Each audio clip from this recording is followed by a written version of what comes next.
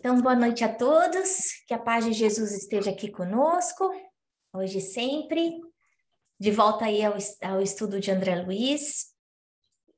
E antes da gente começar, vamos fazer a nossa prece inicial.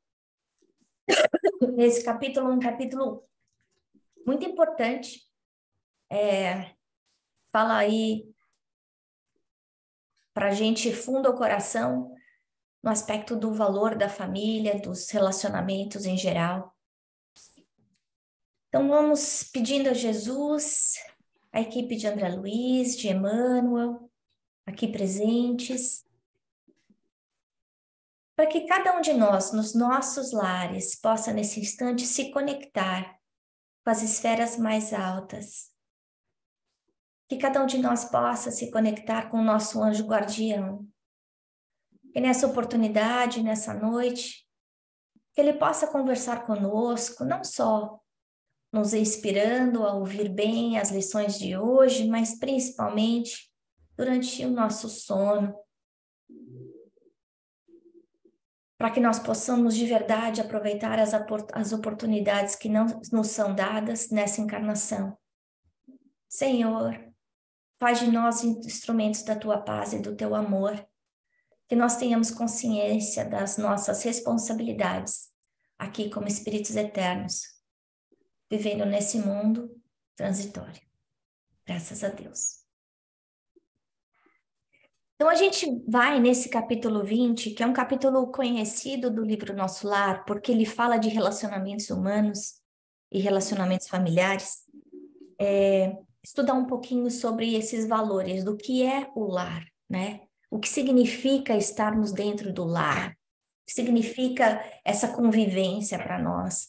E o lar é tão importante que existem vários livros, como Constelação Familiar, como Jesus no Lar, que falam dessa importância, dessa convivência em família, né? A família hoje, que é muito diferente dessa família que a gente vê aí nos livros de André Luiz, que foram escritos há 50, 70 anos atrás, né? Mas então a gente partindo aí para estudar o que significa essa convivência no lar. Primeiro, quando nessa conversa fraterna que André Luiz está tendo com a senhora Laura, ele começa perguntando, mas a senhora tem tantos deveres e ainda tem atribuição fora de casa? Eu achei isso interessante, isso, né? Para a gente refletir. Lembrando que André Luiz viveu aí no começo do século XX. Então, esse conceito da mulher ter tarefas fora do lar, um dos cônjuges, os dois cônjuges terem tarefa fora do lar, tinha um significado diferente. Eu diria até mulher, né? Porque as conotações de família dentro do livro Nosso Lar são muito diferentes da conotação de família que a gente está vendo agora, hoje.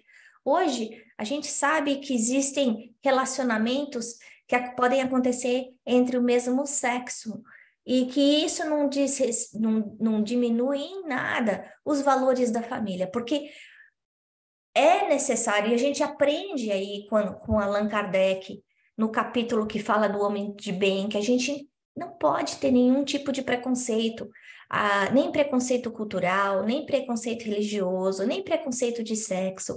Então, é importante a gente entender que essa convivência dessa definição de lar aí, que André Luiz está falando, homem e mulher, a gente vê hoje casais homoafetivos e que onde existe respeito, onde existem qualidade, né, e amor mútuo. Mas aí ela responde, mas é claro, né? Porque a gente vive numa cidade de transição. E a cidade de transição tem duas funções. O que significa? A gente já voltou várias vezes nesse assunto de cidade de transição. É que quem vai ficar lá no nosso lar, ele não vai ficar por muito tempo. Quando ele ficar muito, ele vai ficar 50 anos. E muitas vezes pode funcionar até como um stay, uma passagem para ir para uma colônia mais evoluída, né? A gente não sabe, de repente pode ser simplesmente um ponto de parada para as pessoas conseguirem se refazer aí da mudança, da morte, né? Da morte do corpo, porque a gente sabe que o espírito continua vivo, com as mesmas qualidades, com os mesmos valores.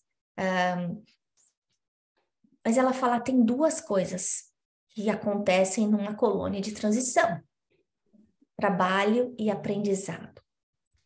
E olha que a gente tenta definir, assim, ir um pouco mais fundo, né? Explorar esse lado de trabalho e aprendizado. O aprendizado a gente pode aprender indo para a escola, né? Mas esse trabalho que ela está querendo dizer é um trabalho que vai... e o aprendizado até a gente pode chamar de trabalho. Se eu estou estudando uma língua nova, por exemplo, eu quero aprender a falar japonês. Então, esse meu estudo é um trabalho. Esse estudo que nós estamos fazendo é um trabalho. Mas muitas vezes é um trabalho simplesmente porque eu quero me melhorar, ou eu quero aprender uma coisa nova. Isso também é um aprendizado, né? Então, o aprendizado pode vir através de aulas, de escolas. O trabalho que ele está fazendo essa conotação é quando ele vai além dos benefícios próprios, né? Quando eu estou pensando não só em mim, mas eu estou pensando na minha comunidade. O pronome que eu estou usando é nós, ao lugar do eu. E é muito importante a gente perceber isso. Porque se a gente pode olhar o estudo como trabalho, a gente pode olhar o trabalho como aprendizado também, né? A gente aprende trabalhando. A gente aprende o quê? Ter paciência, ter resiliência, ter disciplina. A gente aprende a ter mais humildade, a ter mais resignação, a respeitar os limites do próximo, a respeitar os direitos do próximo. Essa convivência no trabalho explora um lado social muito importante para todos nós, né? E é fundamental para nós que vivemos em sociedade, tanto aqui quanto no plano espiritual, trabalhar. Para quê? Para que a gente não seja um peso na sociedade, como a gente viu naquele outro caso daquela senhora idosa que chegou no nosso lar e que não queria saber de fazer nada, né?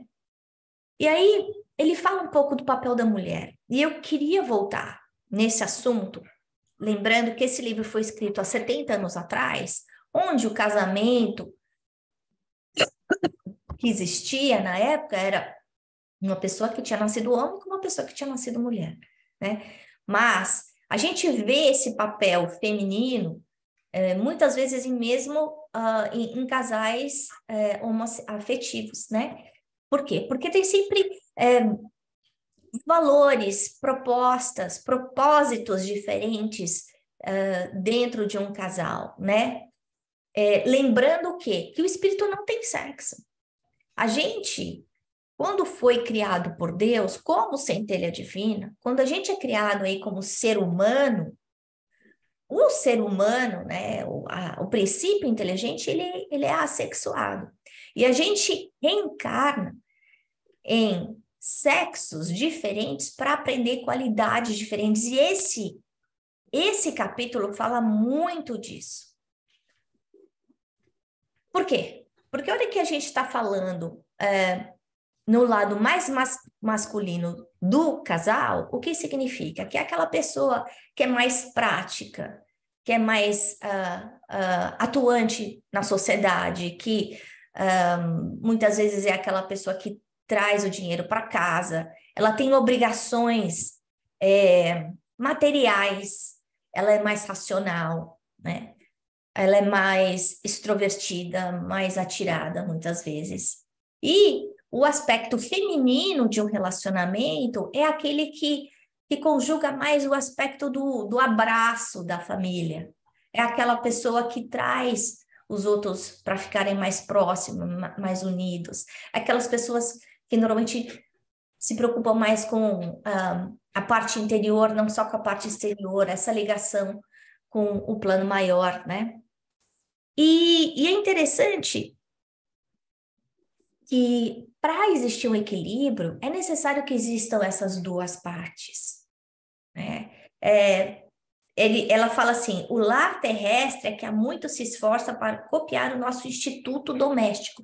Então, ele está querendo dizer que aqui na Terra, muitos poucos lares conseguem ter essa configuração complementar em que o ser humano, os seres humanos envolvidos nesse relacionamento conseguem galgar as duas asas de crescimento, a asa moral de ligação com o pai e a asa material e intelectual terra a terra, né? Mas o ponto é que quando nós progredirmos, nós vamos conseguir entender muito mais essas nossas obrigações como família. Entendendo que a família é a célula da sociedade. Quando a família não está bem nutrida, quando ela não está bem equilibrada, a sociedade quebra. A sociedade inteira sofre.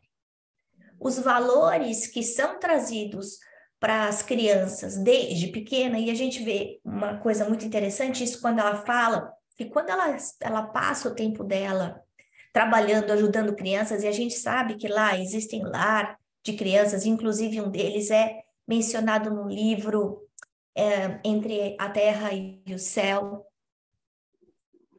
que é um livro que fala da reencarnação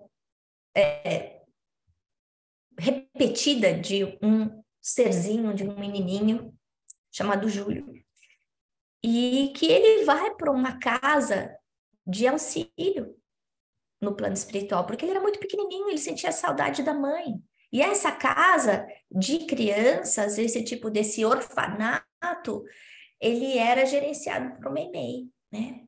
É gerenciado por Meimei. Mas todas as vezes que existe essa ajuda às crianças, esse pagamento que a gente já falou antes, que é o bônus hora, é pago em dobro. E é muito importante a gente entender os valores maternais, né? Ou familiares, esse tempo que a gente gasta com os filhos, porque tá muito pouco, tá muito fora de moda cuidar da família, cuidar dos filhos, né? A gente sente muitas vezes vergonha de falar, eu não trabalho fora de casa, né? Eu sou do lar, eu sou mãe, eu sou Uber mom, eu fico levando meus filhos para lá e para cá, ajudo na lição de casa. Quando a gente está vendo nesse capítulo a importância que esse papel de pais presentes tem na vida das crianças, né?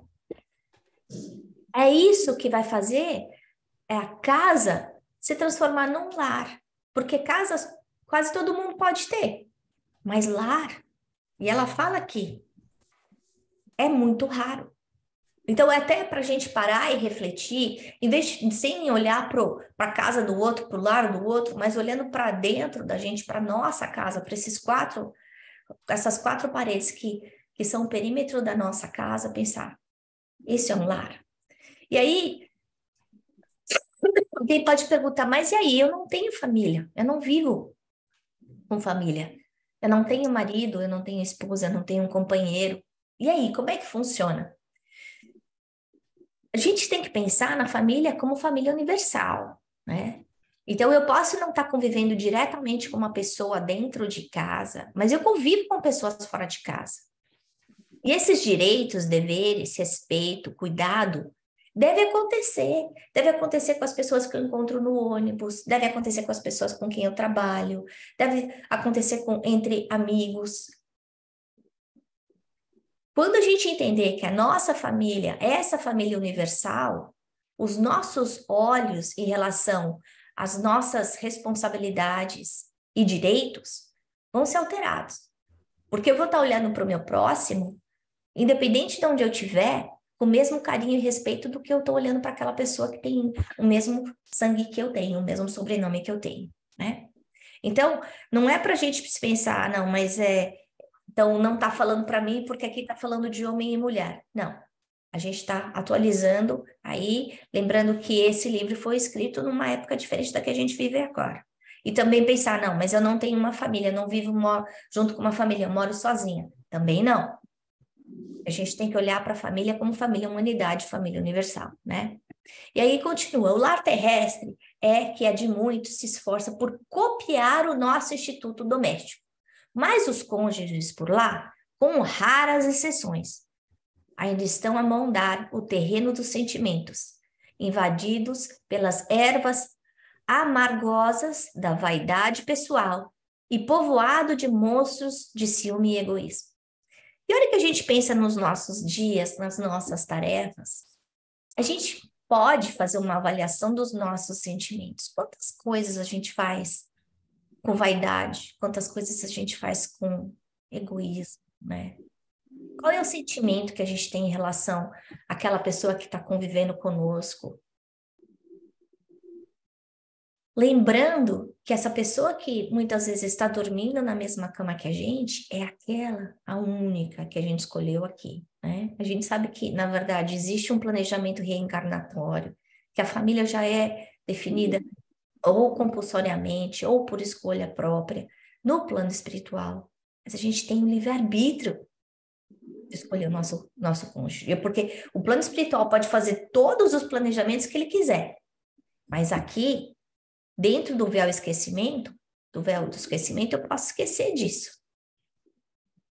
E fazer escolhas erradas, né? E aí, como é que anda essa minha convivência? Porque quantas vezes a gente se vê convivendo com uma pessoa que a gente não está sabendo dos problemas dela? Quantas vezes passa que a gente vai comer com outros casais, por exemplo, né?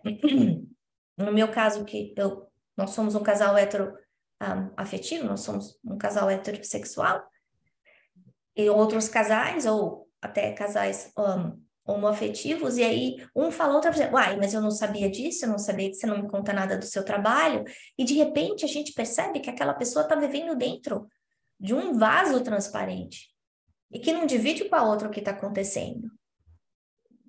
E aí, em vez de ter um relacionamento que cresce junto, ele cresce em paralelo, muitas vezes até em direções opostas.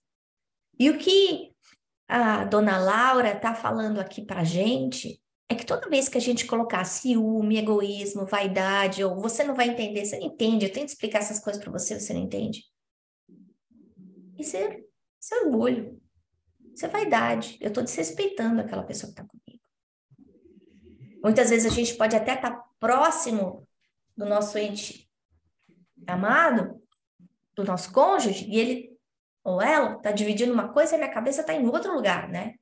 Ele está contando um problema que aconteceu no trabalho e eu estou pensando nas minhas próprias preocupações. Ela fala aí, está pensando na loja, né? Isso também, de novo, há 70 anos atrás, né? Hoje a gente pode estar pensando em outras coisas. E aí a gente perde essa conexão. A gente perde a vontade de conversar, de dividir. Porque o outro sabe quando a gente está prestando atenção. Ele sabe quando a gente está interessado. Porque a gente olha no olho, a gente segura na mão. A gente demonstra sentimento, indignação, felicidade. A gente torce pelo outro, né? Porque quando a gente está com ciúme, não só o ciúme, né? Do por que você fez isso, ou faz aquilo, ou encontra com essa pessoa, ou o egoísmo, por que a sua carreira se dá tão bem e a minha não dá? Isso demonstra a nossa pequenez, é uma área que a gente precisa trabalhar. Para quê? Para que a gente consiga crescer junto.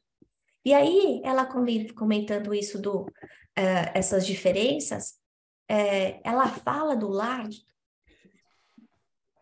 como um espaço onde o espírito feminino, né, a entidade, a pessoa, o ser humano feminino do casal é aquela que vai trazer as inspirações criadoras da vida, levando o indivíduo até Deus. E eu diria até Deus, mas muitas vezes fazendo essa reflexão dentro, né? Eu diria para cima e para baixo, né? Não para baixo, para a terra, mas para baixo, para dentro, né? E o sentimento masculino é aquele que vai estar olhando na área do progresso material, muitas vezes, da sociedade. E os dois precisam caminhar juntos.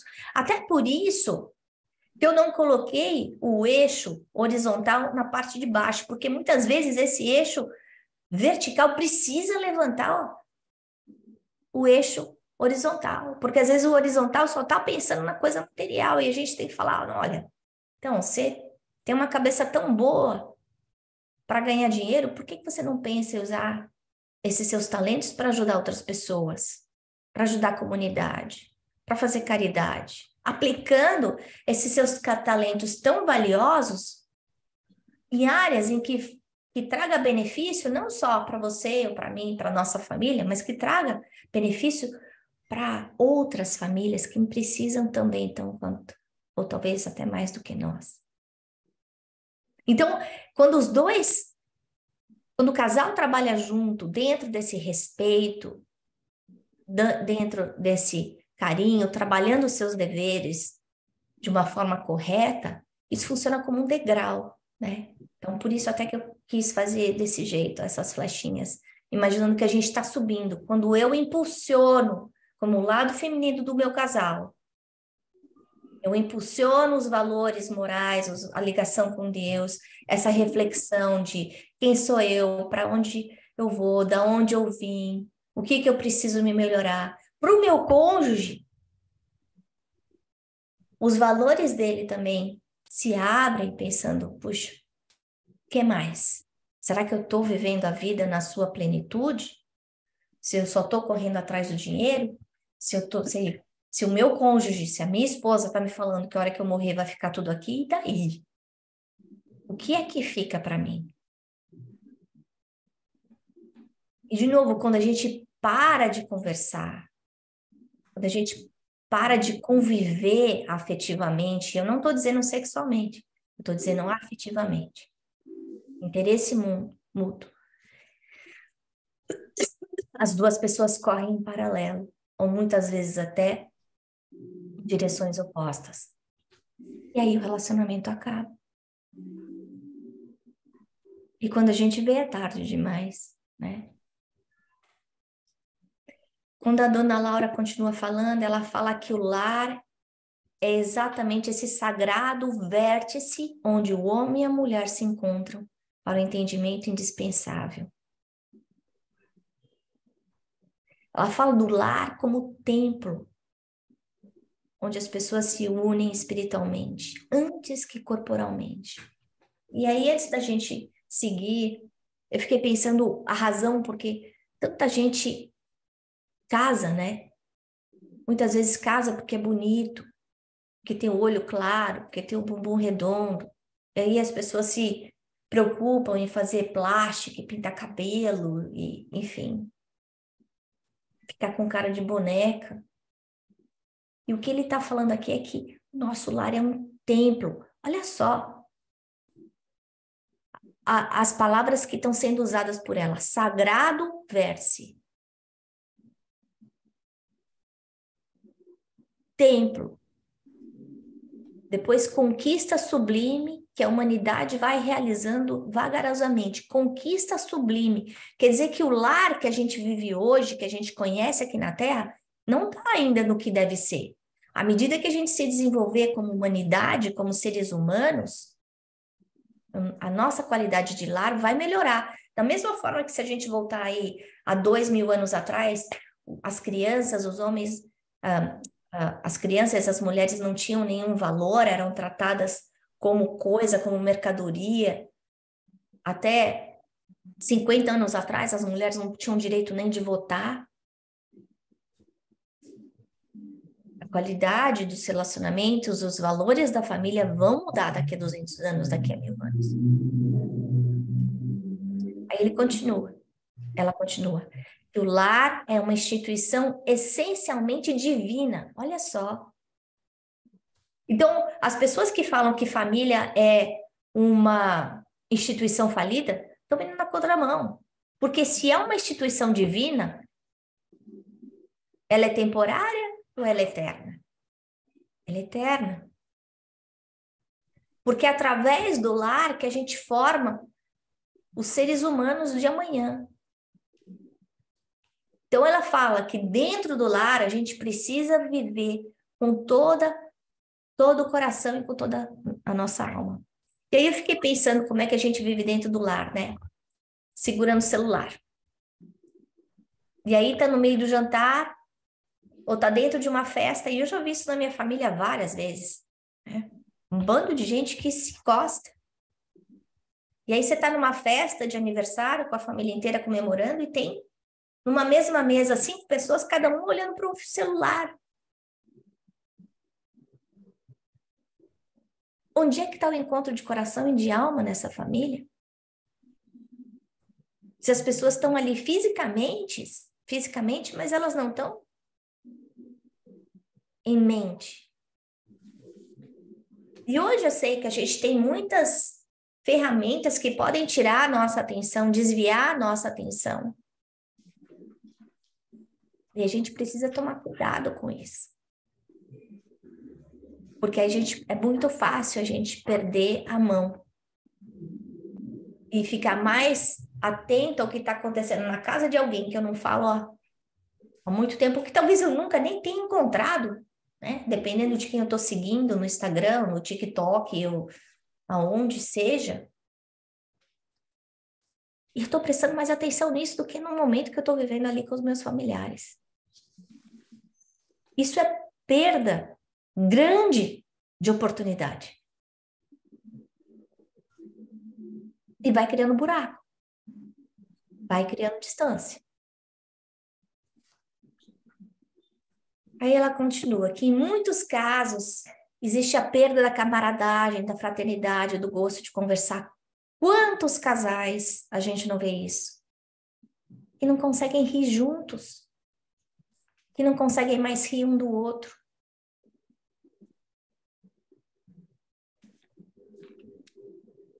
Que fica vivendo lá a pena de talião dentro de casa. Não, você fez isso para mim, então eu vou fazer isso para você também.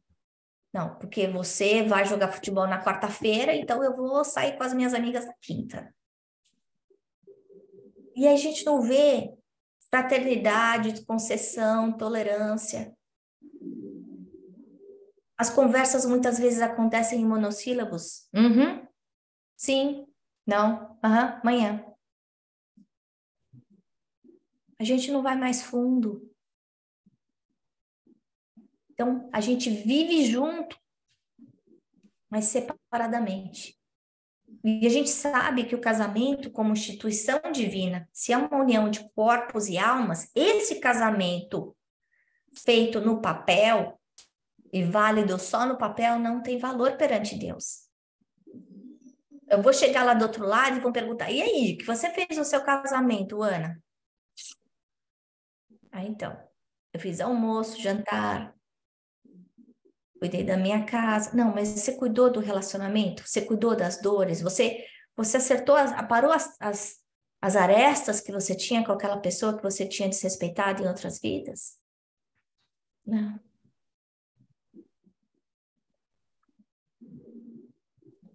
E a gente vê que em muitos casos, esses relacionamentos, esses casais, eles se respeitam dentro de uma formalidade. Outros, não. E eu tenho certeza que todos vocês já viram isso. De convivência que a gente sai muitas vezes em que os casais se desrespeitam mutuamente. Humilham um ao outro. E aí a gente vê que o relacionamento está doente.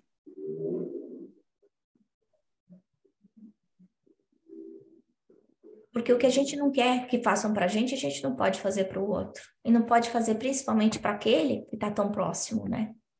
Esse próximo mais próximo. Raras são as uniões de almas gêmeas, reduzidos matrimônios de almas irmãs ou afins, e esmagadora porcentagem de ligações de resgate.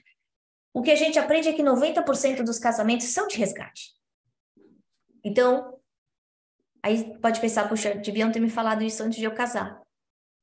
Mas a gente sabe que a gente tem o véu de esquecimento, porque na hora que a gente está apaixonado, os espíritos colocam mesmo um véuzinho assim, para a gente não perceber tudo o que está acontecendo.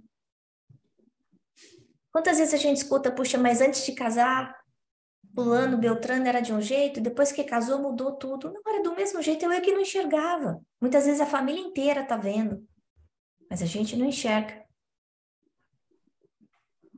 O maior número de casais humanos é constituído de verdadeiros forçados, sob algemas.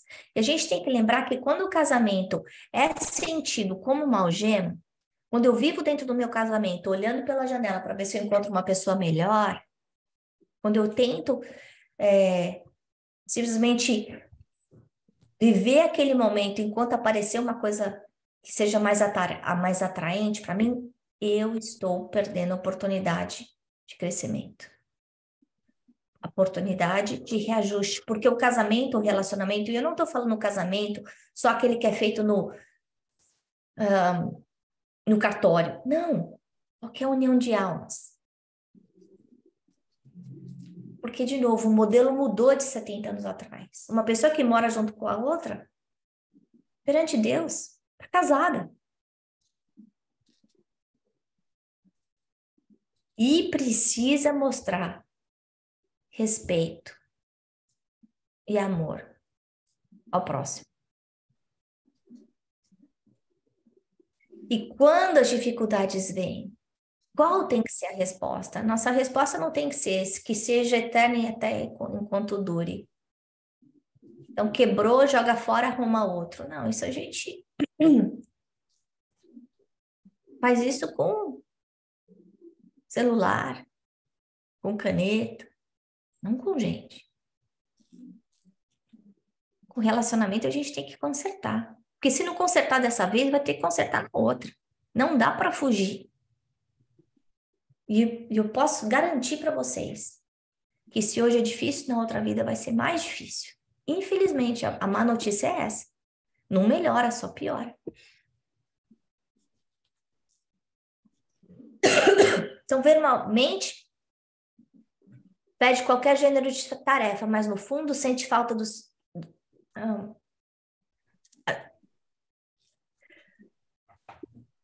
sente falta dos clientes, do gabinete, da paisagem. Eu achei interessante, porque a dona Laura, ela estava falando da família dela.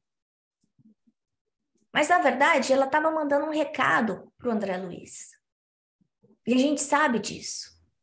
Quando o André Luiz está escutando essas palavras dela, o que ele deve estar pensando? O que ele fez? Como foi o casamento dele? O casamento dele que, na verdade, ele só olhou para o lado de fora, não olhou para a família, não cultivou os filhos, não honrou a esposa.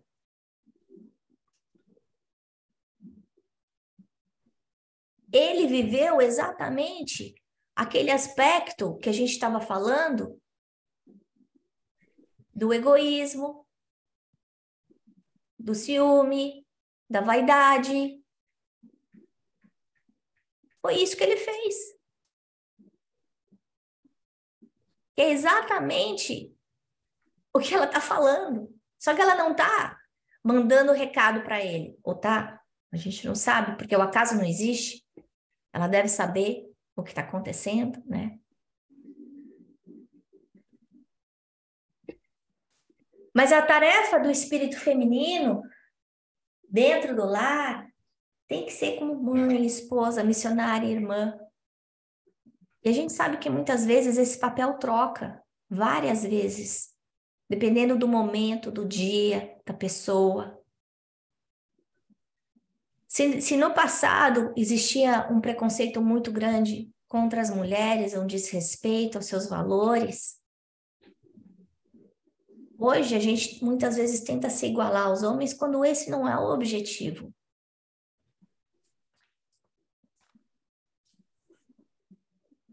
A gente não precisa ser igual, cada um tem o seu papel dentro da família.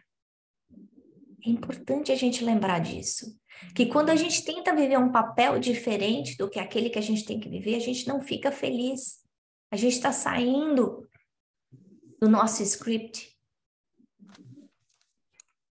Então, se eu resolvo encarar uma carreira extremamente agressiva e eu sei que o meu papel dentro, de acordo com o que foi concordado no plano espiritual, é de apoio, de sustentáculo dentro da família, de missionária, de ser aquela pedra fundamental, eu vou sofrer. Eu não vou estar feliz. Eu vou estar o tempo inteiro correndo atrás de uma coisa que eu não sei o que é. Porque ela não está fora de casa, ela está dentro. Então, se ao mesmo tempo essa extensão de serviços fora de casa é importante, o trabalho, a sociedade, para o nosso valor, para a nossa vida, para a realidade atual, sim, busque. Mas a gente não pode esquecer o que é importante. Essa tarefa dentro do lar. A evolução do casal tem que acontecer em dois lados, né? O homem deve aprender a carrear para o ambiente doméstico a riqueza das suas experiências e a mulher precisa conduzir a doçura do lar para os labores ásperos do homem. Dentro de casa, a inspiração, fora dela, a atividade. Então, é um ajudando o outro a crescer. A gente levando a docilidade, o sentimento, a preocupação para o mundo árido de fora, material, docilizando a dureza dos corações e trazendo para o lado dentro de casa, o lado prático, funcional, que precisa ter, né? Então, para a gente refletir, a gente já estourou um pouquinho o tempo. Primeiro, o valor do lar, essa instituição que está tão machucada ultimamente. Segundo, a importância do casamento. Não casamento de papel, não casamento homem e mulher, não. Casamento entre dois seres humanos. Os valores que são dados. A gente refletir que não é porque quebrou, a gente joga fora. A gente tem que consertar, tem que tentar. E esse relacionamento, esse patrimônio, como um meio de evolução do ser. Ser criatura divina. Ser humanidade. Ser humano. Sem apego. Se nasceu homem, mulher, não é isso que é importante. A família da gente tem que ser aquele lugar onde a gente cresce, onde a gente trabalha, onde a gente aprende e a gente cresce. Era isso que eu tinha para falar para vocês hoje. Agora vamos abrir para os comentários. Esse tema é um tema muito difícil, foi um capítulo difícil de eu desenvolver. Muita coisa importante. Quem quer comentar?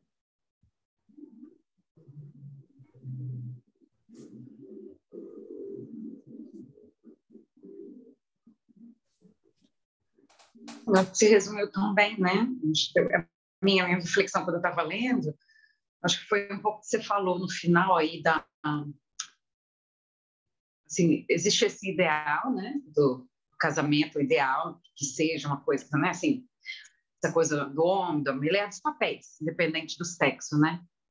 Mas que na maioria dos casamentos que a gente vê hoje, né, os nossos, pelo menos, e das pessoas que nos cercam, são casamentos de provação, né, que assim, a gente De está ali aprendizado, para de trabalho. de muito trabalho, né? E como é difícil, né? Fazer, assim, fazer isso Letícia, acontecer, né? que casamento você conhece em que são duas almas gêmeas? Eu não conheci nenhum. Então a gente vê que todos eles precisam ter concessão, precisa ter paciência, precisa ter respeito. Porque tem hora que a gente tem vontade de mandar plantar batata mesmo. Tem. E aí é respirar fundo e pensar. Não é esse o caminho. E às vezes, por um motivo pequeno, a gente pode estragar uma coisa que tem um potencial muito grande de coisas boas. Porque se a gente não é perfeito, como é que eu vou querer ter um relacionamento perfeito, mesmo que eu encontrasse uma pessoa perfeita? Não ia ser, porque eu não sou. E aí junta dois imperfeitos. E aí é onde vem a complicação.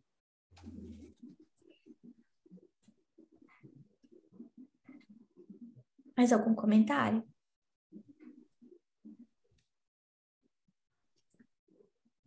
Noeli, você vai falar alguma coisa?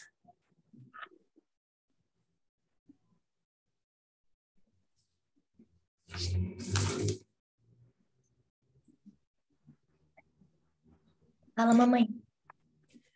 Bom,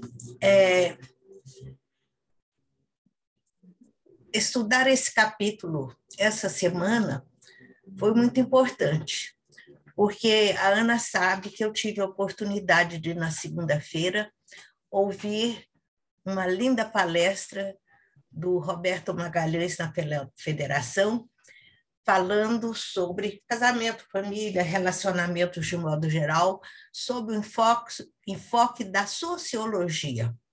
Uma palestra diferente, e quando eu receber o PowerPoint delas, eu vou mandar para vocês.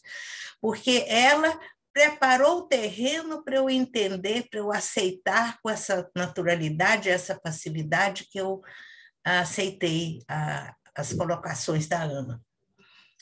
Ela lembrou que esse livro foi escrito há 80 anos atrás. Chega a ser assustador. Se a gente pensar o tanto que o mundo mudou desses 80 anos, a gente entende direitinho algum parágrafo dessa conversa de André Luiz que nos incomode. Por exemplo, quando ele fala da mulher, não pode trabalhar, a mulher tem que ficar em casa, coisa completamente fora da nossa realidade hoje, a gente volta ao passado e lembra de Paulo. Paulo de Tarso, o esteio do cristianismo, um dos cristãos mais respeitáveis na história da humanidade, quando ele conversou lá com os amiguinhos e deu o recado dele, ele dizia, mulher tem que ser obediente ao seu marido. Enfim, a mulher não podia fazer pergunta em público, se tivesse alguma dúvida, fosse perguntar em casa para o marido.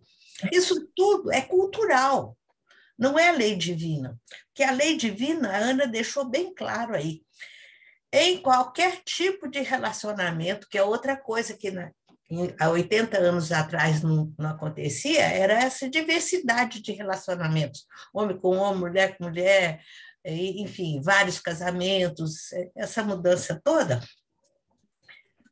Mas hoje, atualizando esses valores espirituais verdadeiros, a gente aprende que em qualquer casamento, em qualquer relacionamento, é preciso de que haja aquela disposição de amizade, de carinho, de respeito, de tolerância, de delicadeza, de fraternidade, de amor. A nossa lição, como sempre, vai ser de amor, né? E uma das colocações que mais me emocionou nesse capítulo foi a comparação do nosso lar como um templo. A gente não pode esquecer disso. Morando sozinha, como é o caso da Manu, morando sozinha, como eu, que estou viúva, ou casais que se divorciaram, o lar continua sendo um templo. Então, nós precisamos valorizar e respeitar devidamente esse espaço que a misericórdia do Pai nos concedeu.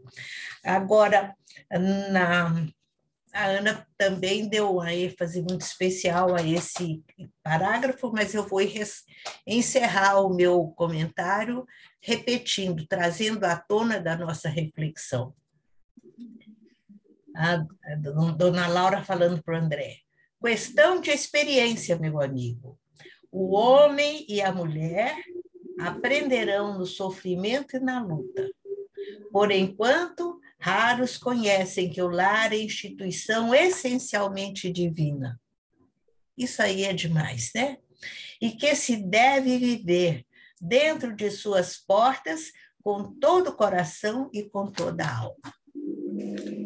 Só esse parágrafo já vale para pelo capítulo inteiro.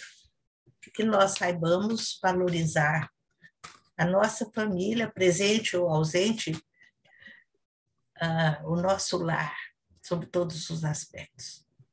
E eu sei que a ideia não é a gente colocar uma luz assim e se sentir culpado pelo que fez no passado, porque a Ana de hoje não é a Ana de 10 anos, 15 anos, 20 anos, 30 anos atrás. Esse ensinamento que a gente está recebendo de André Luiz está vindo para a Ana de hoje. Então, essa reflexão é para a gente ajustar os nossos valores, o nosso campo de visão para essa verdade hoje. Atualizar. sem se culpar pelos erros de passado. Que eu acho que é muito importante, porque a culpa, se por acaso eu não soube valorizar o meu lar, eu perdi o meu lar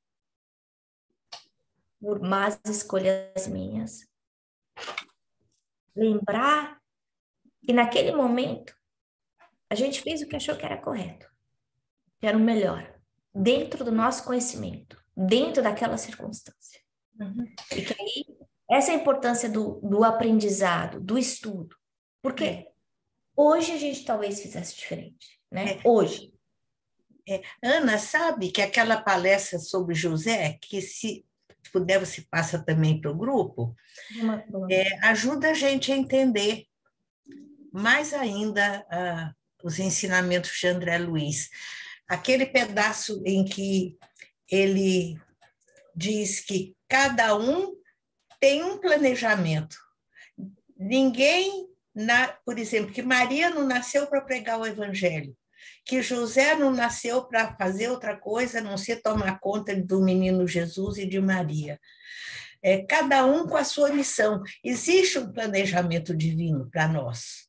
A gente precisa estar sempre orando e vigiando, pedindo inspiração ao alto, para a gente saber direitinho qual é o nosso compromisso. O que é que nós temos que fazer na atual circunstância da nossa vida, que combina mais com o compromisso que nós assumimos para essa encarnação. Eu vou compartilhar assim. Bom, então vamos encerrando, agradecendo ao Mestre Jesus essa oportunidade de estudo e de reflexão sobre o nosso lar, que é esse templo, que é essa instituição divina, que é esse lugar sagrado, onde existem encontros que não podem ser só de corpos, mas de almas também. Pedindo ao Mestre Jesus que ilumine os nossos lares. Nosso lar, que é aquele cadinho, onde nós reencontramos muitas vezes aquelas pessoas a quem nós ferimos profundamente em outras vidas. Muitas vezes pais, muitas vezes filhos, muitas vezes cônjuges, muitas vezes irmãos. Pedindo que teu amor, Jesus, possa abrandar cada um dos corações aqui presentes, em cada um dos lares. Principalmente nos lares onde existe discórdia e desentendimento. Que haja paz. Pedimos por todos os espíritos que estão aqui estudando conosco, para que eles possam ser inspirados e ajudados dentro das suas necessidades. Pois nós sabemos que a família como instituição divina continua no plano espiritual. Eles possam encontrar os seus familiares queridos e possam ser ajudados da melhor maneira possível. E assim nós vamos agradecendo pelo nosso estudo, pelo nosso encontro, dizendo graças a Deus, graças a Jesus. Amém.